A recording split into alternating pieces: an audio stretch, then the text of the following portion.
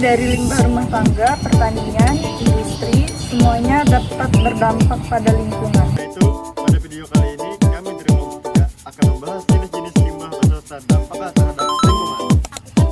Langsung di beberapa lokasi yaitu TPA, kebun kayu, dan lahan perkebunan atau pertanian.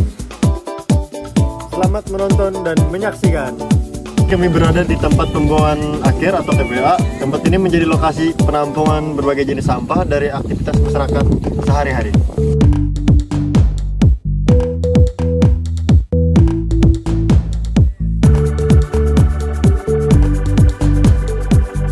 Limbah domestik adalah limbah yang berasal dari rumah tangga seperti sisa makanan, plastik, dan botol kaleng yang ada di belakang.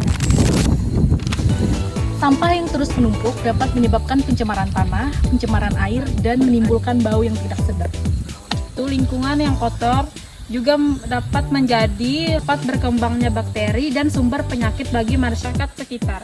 Itu pengolahan limbah domestik sangat penting dilakukan sejak dari rumah. Salah satu caranya adalah dengan menerapkan prinsip 3R, yaitu reduce, reuse, dan recycle.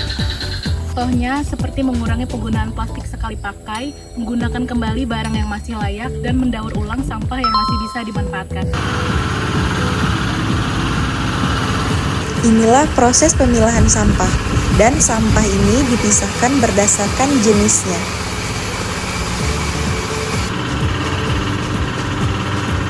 Jadi di sini itu ada alat-alat yang digunakan untuk sampah-sampah yang dari masyarakat.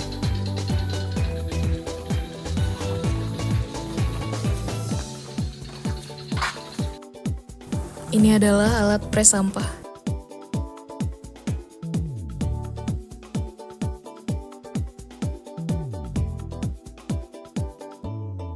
Ini mesin pembuatan paping. Dibutuhkan sekitar 3,5 kg plastik untuk membuat satu paping. Ya, seperti inilah hasil dari pemanfaatan pendaur ulangan. Hasilnya dari sampah plastik bisa menjadi paping dan bisa dipakai untuk lantai dan yang lain-lain. Sebelum dimasukkan ke mesin, sampah ditimbang terlebih dahulu. Mesin gibrik atau pemilah sampah digunakan untuk memisahkan sampah organik dan anorganik.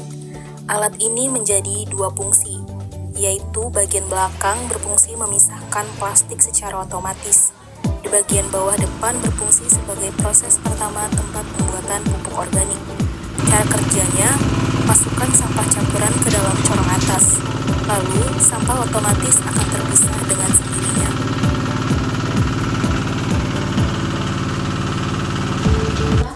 Ini adalah hasil sampah yang keluar dari bagian bawah depan alat pemilah sampah. Proses pengangkutan hasil dari mesin gibrik.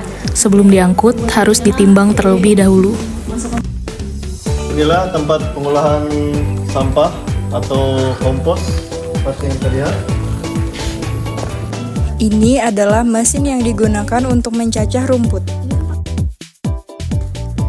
Ini mesin yang digunakan untuk mengaduk sampah. Alat ini digunakan untuk menggiling limbah, benang, dan tali. Mesin berikut berfungsi untuk mencuci plastik.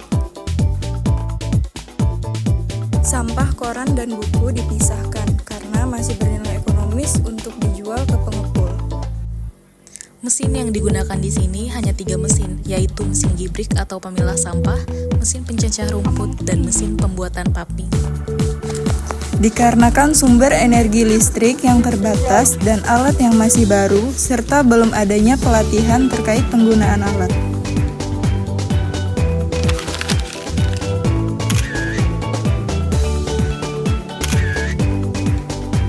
Kami berada di Mebel Kayu. Tempat ini menghasilkan limbah industri proses dari pengolahan kayu.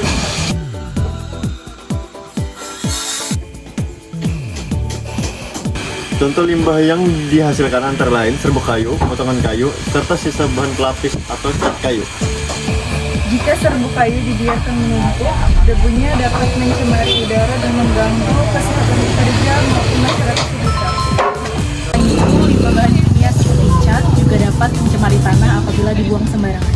Namun limbah kayu sebenarnya masih dapat dimanfaatkan kembali, misalnya dijadikan kerajinan, pupuk kompos, bahan bakar, sampai serbuk kayunya dijadikan campuran bahan untuk dempul perahu atau dempul epoksi.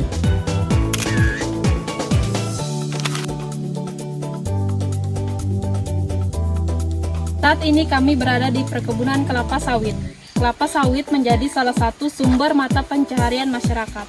Namun di balik itu terdapat limbah yang sering kita temukan di area perkebunan.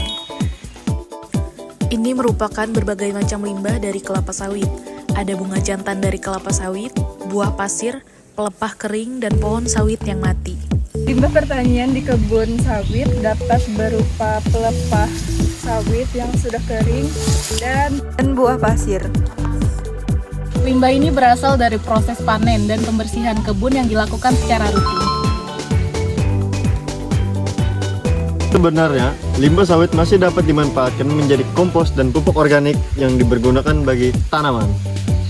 Dari hasil pengamatan yang telah kami lakukan, dapat disimpulkan bahwa limbah domestik, industri, dan pertanian memiliki dampak terhadap lingkungan apabila tidak dikelola dengan baik. Karena itu, diperlukan kesadaran bersama untuk menjaga kebersihan lingkungan dan mengelola limbah secara bijak. Yang bersih bukan hanya tanggung jawab dari pemerintah, tetapi juga tanggung jawab dari kita semua. mari mulai dari hal kecil karena perubahan besar dimulai dari kepedulian terhadap lingkungan. Al